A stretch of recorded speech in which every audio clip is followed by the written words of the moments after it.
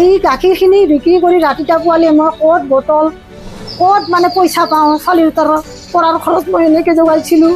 তেনেকৈ পৰিয়ালটো চলি আছিলোঁ কোনো ৰকম, কিন্তু এনেকৈ আজি মোক পাগল কৰি কেনে গৰুটা লৈ গ'ল। সৰভোগত আকৌ গৰু চুৰিকাণ্ড, খেতিয়ক আৰু গোপালকৰ নিদ্ৰাহৰণ। বৰপেটা বঙাইগাঁও জিলাৰ সীমান্তৱৰ্তী তথা বৰপেটা জিলাৰ সৰভোগ আৰক্ষী থানাৰ অন্তৰ্গত কিসমত দাৰিকা গাঁৱত যোৱা নিশা গৰু চোৰে চুৰি কৰিলে অৰবিন্দ নাথৰ দুটাকৈ পশুধন।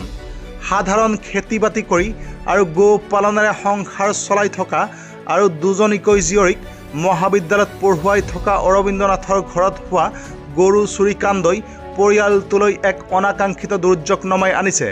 পৰিয়ালৰ লোকে জানিবলৈ দিয়া মতে যোৱা নিশা গোহালিৰ কাষৰ বেৰ ভাঙি গোহালিৰ দুৱাৰৰ শিকলি কাটি গাভিনী পশুধন দুটি চোৰে চুৰ কৰি লৈ যায়। ইয়াৰে এটা হলষ্টিন প্ৰজাতিৰ আৰু আনটো আছিল বৰ্ণশংকৰ প্ৰজাতিৰ। ২৭ নং ৰাষ্ট্ৰীয় ঘাইপথৰ পৰা মাথো আধা কিলোমিটাৰ দূৰত সংঘটিত হৈছে এই ঘটনা। অৰবিন্দ নাথৰ ঘৰৰ ওচৰতে পথৰ ওপৰত কিছু ভঙা কাছৰ টুকুৰা দেখি ৰাইজে সন্দেহ প্ৰকাশ কৰিছে যে চোৰে গৰু দুটি গাড়ীত তুলিবলৈ চেষ্টা কৰোঁতে টনা আজোৰা কৰোঁতে গাড়ীৰ কোনোবা অংশ ভাঙি পৰি যায়। চুৰি হোৱা পশুধন দুটিৰ বজাৰ মূল্য ১.৫ লক্ষাধিক হ'ব বুলি অৰবিন্দ নাথে জানিবলৈ দিছে। ইতিমধ্যে অৰবিন্দ নাথে আৰক্ষীৰ সহায়কাৰী নম্বৰত ফোন কৰাত বৰপেটাত আৰক্ষী আহি ঘটনাস্থলীত উপস্থিত হৈছিল আৰু তেওঁলোকৰ পৰামৰ্শ মতে অৰবিন্দ নাথে সৰভোগ থানাত এজাহাৰ দাখিল কৰিবলৈ যো-জা চলাইছে। সৰভোগৰ পৰা উদয়ন নাথৰ ৰিপৰ্ট, নিউজ টাইম 3। মোৰ নাম শ্ৰী অৰবিন্দ নাথ, গাঁও কিসমত দাৰিকা। যে এনেকৈ গৰু পালি মই চলি আছিলোঁ, যে যোৱা ৰাতি মই নাজানাতে গৰু দুটা গোহালি ঘৰৰ বেৰা ভাঙি আৰু দৰ্জাৰ চিকল কাটি কিনে গৰু দুটা লৈ গ'ল। এটা আছিল হলেষ্টানী আৰু এটা আছিল জাৰ্চি। দুনি কৰা গাই আছিল, ৩ লিটাৰমান গাখীৰ ওলাইছিল। এই তেনেকৈ পৰিয়ালটো চলি আছিলোঁ কোনো ৰকম, কিন্তু এনেকৈ আজি মোক পাগল কৰি কেনে গৰু দুটা লৈ গ'ল। এতিয়া কেনেকৈ চলিম, কি কৰি চলিম? এই ব্যৱস্থাটো যে ৰাইজে আৰু কিমান সহ্য কৰিব, কিমান হৈ থাকিব? এনেকৈ মোৰ নিচিনা পৰিয়াল, হাজাৰ হাজাৰ পৰিয়াল এনেকৈ ধ্বংস হৈ যাব ধৰিছে গৰু চোৰৰ কাৰণে। ইয়াৰ এটা উপায় যদি প্ৰশাসনেই হওক বা ৰাইজৰ পৰাই হওক জাগি যদি ব্যৱস্থা কৰে, মই তাকে প্ৰশাসনকো অনুৰোধ কৰিছোঁ, ৰাইজকো অনুৰোধ কৰিছোঁ। চাওকচোন, এই এনেকৈ আহিছে, আহি কেনে এই বেৰা ভাঙছে, ভাঙি কেনে ভিতৰত সোমাইছে, ভিতৰত সোমাই কেনে সেই দি সেনেকৈ চিকল ভাঙি দৰ্জাৰ 2 চাইডৰ গৰু দুটা উলিয়াই লৈ গৈছে। মোক এই দুৰৱস্থা। আৰক্ষীক খবৰ দিছিল নেকি? খবৰ ফোন কৰা হৈছিল, বৰপেটা ৰোডৰ পৰা আহিছিল।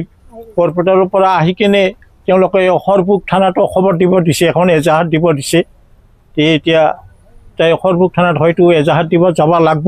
দুটাৰ দাম এই যিটো হলেষ্টানী আছিল সিটো ৮০-৯০ হাজাৰমান টকা হ'ব, আৰু যিটো মোৰ জাৰ্চি আছিল সিটো ৭০ হাজাৰমান টকা হ'ব। যোৱা ৰাতি 11:30 সোমালোঁ। মালিকে মানে ঘুমাই আছে, বৰষুণ এনেকৈ দি আছে। বৰষুণ দিয়াৰ ফলত মানে মালিকেও মানে গমেই পোৱা নাই। এতিয়া 4টা বাজিব 10 মিনিটমান আছিল, তেতিয়া মই উঠি লাইটটো নহয় বাহিৰত মানে ওলাই চালোঁ যে এতিয়া মানে গৰু নাই। কেইটা গৰু নিছে? তাৰপিছত 2টা গৰু লৈ গৈছে। তেতিয়া এই গাখীৰখিনি বিক্ৰী কৰি ৰাতিটা পোৱালি মই ক'ত বটল ক'ত মানে পইচা পাওঁ চালিৰ পৰাৰ খৰচ মই এনেকৈ যোগাইছিলোঁ। মালিকে ৰাতিটা পোৱালি সন্ধিয়া হ'লে চাপৰ আনে, বাকী কৰি হ'লেও এই চাপৰ আনি গৰুকেইটাক দূৰৰ পৰা গৰুকেইটা দেখা পালে মালিকক খুব মানে কি মানে দেখা পালেই হেৰি কৰে আৰু। ছোৱালী 2জনী পঢ়ি আছে, এতিয়া কিছু হ'লেও কিছু পৰিমাণে হ'লেও মানে আমাৰ অলপ সকাহ পাইছিলোঁ। আৰু এনেকৈ কেনেকৈ চলিম আমি? এতিয়া চাওকচোন, এই ইয়াতে গ্লাছবিলাক পৰি আছে, গাড়ীখন ইয়াতে নিশ্চয় ৰাখিছিল।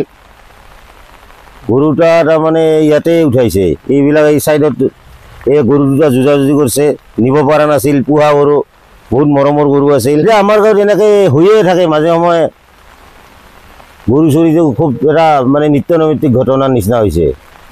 গতিকে ৰাইজে প্ৰশাসনৰ পৰা এই বিষয়ত অলপ সহায় বিচাৰিছে, তেওঁলোকে যাতে পঢ়া দিয়া বা কিবা এটা ভিডিপি পাৰ্টিয়ে হওক এইবিলাক গঠন কৰি অলপ ৰাইজক সহায় কৰে।